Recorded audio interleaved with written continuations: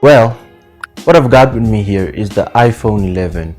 Now, I'm no Apple fanboy by any means, but I have a very compelling case for you to buy this phone. This is a phone from 2019, which is like a decade or two in tech years. Having said that, many people would have already counted this phone out. The problem with most, if not all current devices, is that the differences become less significant with each iteration. Moore's law no longer applies, and that's why on the surface, purchasing this dated phone isn't such a bad idea. To illustrate my point, let's compare this phone to the current base iPhone 14. This phone has a 64 gig base storage option and the 128 gig storage option, which is quite large for most people in today's standards. It has a 6.1-inch display and the A13 Bionic chip that can handle any intensive tasks, almost like a desktop processor.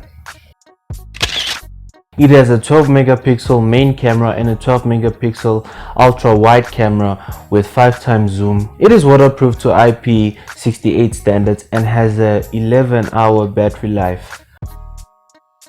Now, this is impressive on its own, but it becomes even more impressive when you consider that the iPhone 14 has the exact same specs except for double the storage, a better chip and camera, and weighs a little less.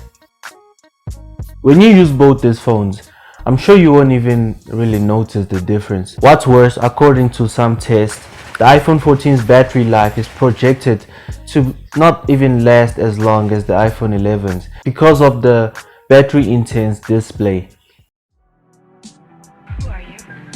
With specs this similar, you'd think the prices were close.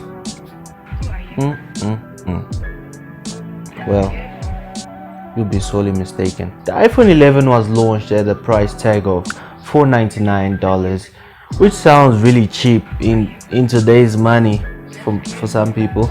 The iPhone 14 on the other hand is launching at $799. Oof. Now this is nearly twice the price, but the difference between the phones is very negligible. You can even find deals for the iPhone 11 for as low as $350.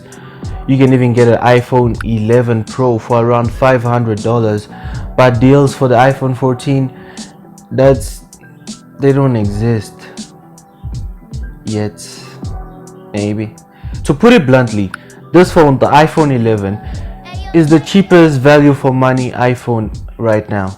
The camera is usually what drives people to upgrade their phones. iPhone cameras have always been excellent. This device's 12 megapixel camera is capable of this type of photography. Most of the time, especially with good lighting, the photos produce very good results. Even when compared to most recent devices, the images don't look that far off. They don't look very behind. At the very least, they don't look $400 behind. Shooting videos on this device is sometimes better than shooting on this camera.